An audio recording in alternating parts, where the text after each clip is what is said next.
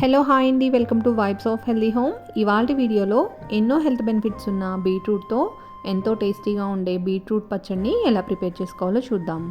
ముందుగా stove on చేసుకుని pan పెట్టుకుని దీనిలో 1 టేబుల్ స్పూన్ ఆయిల్ని వేసి ఆయిల్ హీట్ అయిన తర్వాత 1 టేబుల్ స్పూన్ శనగపప్పు, 1/2 టేబుల్ స్పూన్ మినపప్పు, 1 టేబుల్ స్పూన్ ధనియాలు, 1 టీ స్పూన్ జీలకర్ర వేసి లైట్ గోల్డ్ కలర్ వచ్చేంత వరకు ఫ్రై చేసుకోవాలి. ఇవి లైట్ గోల్డ్ కలర్లోకి చేంజ్ అయిన తర్వాత దీనిలో 4 నుంచి 5 ఎండుమిర్చిని వేసుకుని అన్నీ కూడా మంచి గోల్డ్ కలర్ వచ్చేంత వరకు ఫ్రై చేసుకుని వీటిని ఒక బౌల్లోకి ట్రాన్స్ఫర్ చేసుకోవాలి.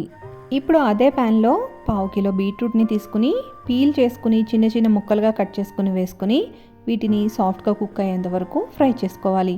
ఇవి ఫ్రై అయ్యే లోపల మనం ఒక బౌల్లోకి కొద్దిగా అంటే చిన్న సైజు నిమ్మకాయంత చింతపండుని వేసుకుని హాట్ వాటర్ని పోసుకుని చింతపండుని నానబెట్టుకోవాలి.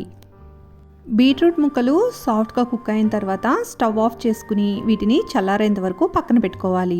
అన్నీ పూర్తిగా చల్లారిన తర్వాత ఒక మిక్సీ జార్ తీసుకుని దీనిలో మనం ఫ్రై చేసుకున్న శనగపప్పు అవి వేసుకుని 2 వెల్లుల్లి రెబ్బలు, రుచికి సరిపడా ఉప్పు, ఫ్రై చేసుకున్న బీట్రూట్ ముక్కలు పూర్తిగా చల్లారిన తర్వాత వేసుకుని చింతపండుని వాటర్తో సహా దీనిలో యాడ్ చేసుకుని మెత్తని పేస్ట్ లాగా గ్రైండ్ చేసుకోవాలి.